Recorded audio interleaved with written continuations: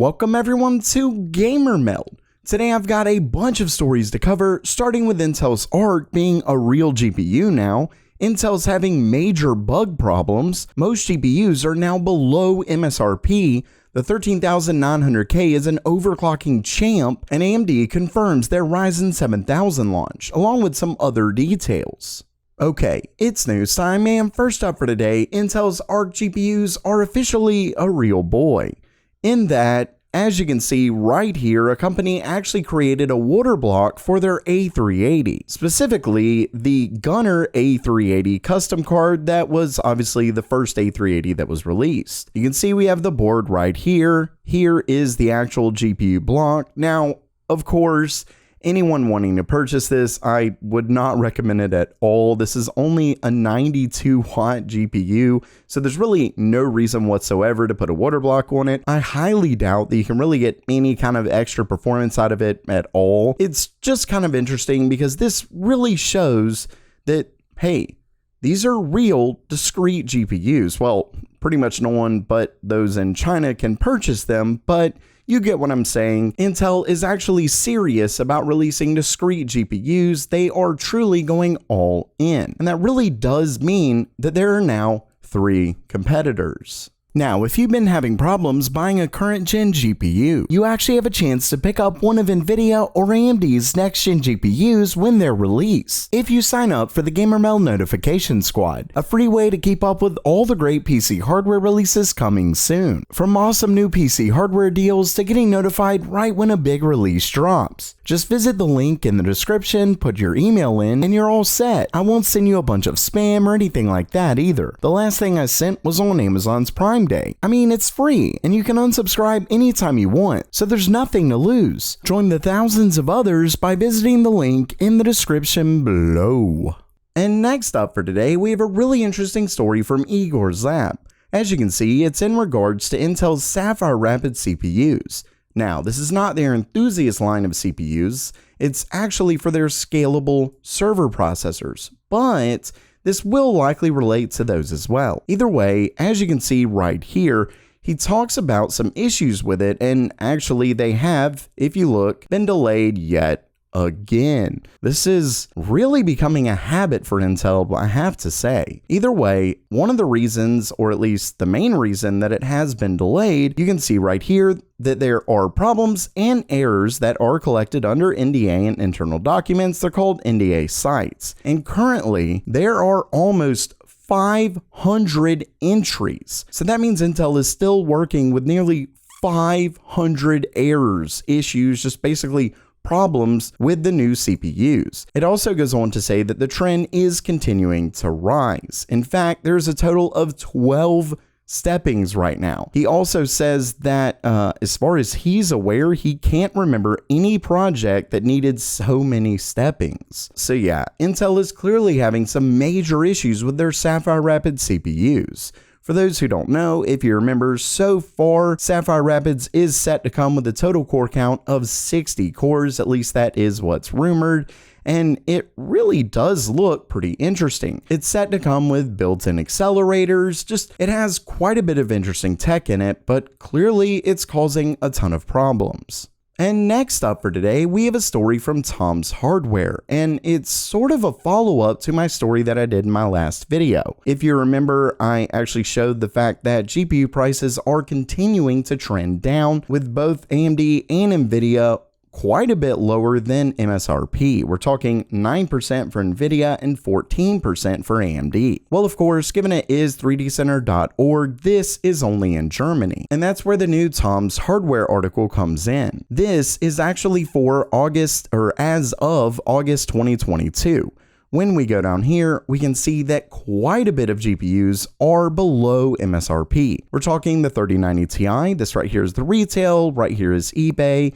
eBay is obviously going to be a bit lower than retail, but it's not too bad. You can see the 3080 Ti is $100 less, 3080 about $100 less, so not a massive difference. So even in retail, they're not too bad. When we look, we can see 3080 Ti below MSRP 3090 Ti. The 3080 is unfortunately above MSRP here, but it is below on eBay. 3070 Ti on eBay is below, 3070 is below. In the retail market at least, they aren't all that great, but they are definitely going down more and more. Moving down to AMD's GPUs, we can see 3090 Ti below MSRP, 3090 below, 3080 12 gigabytes is below MSRP, and so on. When we move up here, we can actually see more of the averages. We see eBay prices fell by 6% on average since July 1st, and prices on previous generation cards dropped by 8% on average. When it comes to retail, prices dropped 7% on average, with several GPUs showing double-digit decreases. Basically, the GPU shortage looks to completely be over. It's done. Things are getting so much better. Things are going below MSRP for quite a bit of cards, and I don't see any reason why they won't continue to fall. And next up for today, we have a really interesting story from WCCF Tech.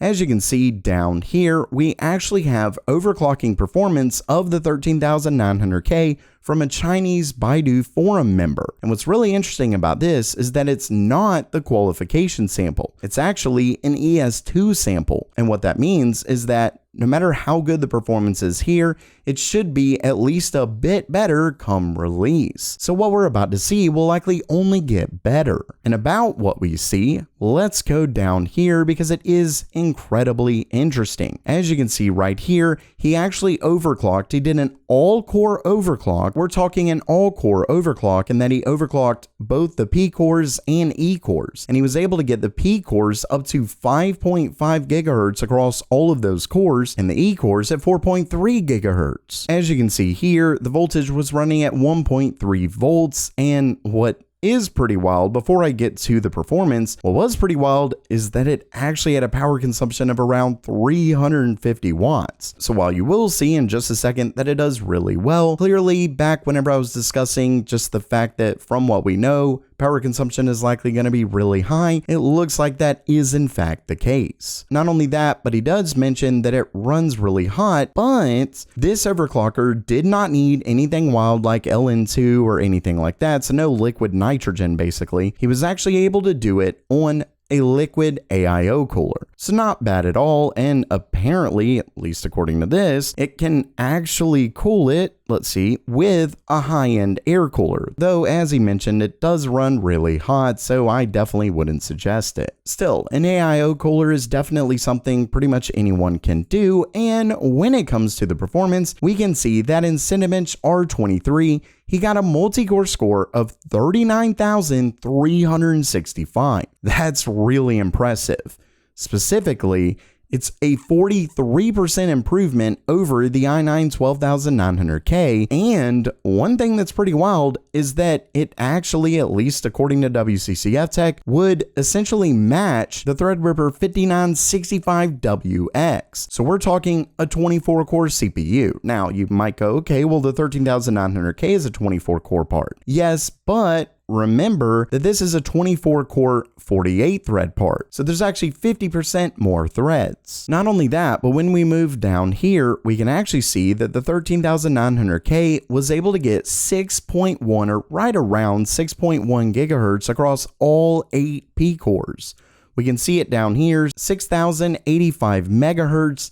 Very much impressive. Clearly, Intel's next-gen CPUs are set to be some overclocking champs. And lastly for today, I actually have a couple really interesting stories on AMD's Ryzen 7000. Starting things off, we actually have confirmation from AMD on their Ryzen 7000 launch. As you can see right here, during Q2 earnings call, AMD's CEO actually stated, quote, "Looking ahead, we're on track to launch our all-new 5nm Ryzen 7000 desktop processors and AM5 platforms later this quarter with leadership performance in gaming and content creation." So there you have it. Later this quarter, which means we're talking in the next month or two. Well, Actually, according to the next story, we have the actual launch and announcement dates. According to WCCF Tech, the announcement date is set for August 29th at 8 p.m. Eastern Time, with the press embargo set for September 13th at 9 a.m., and the actual sales embargo, so the full-on release, is set for September 15th at 9 a.m. Now, obviously, this August 29th date is a little bit later than an earlier rumor that we saw, but it's still not far off. And as we saw here, it is at the very least 100% official that the CPUs are coming this quarter.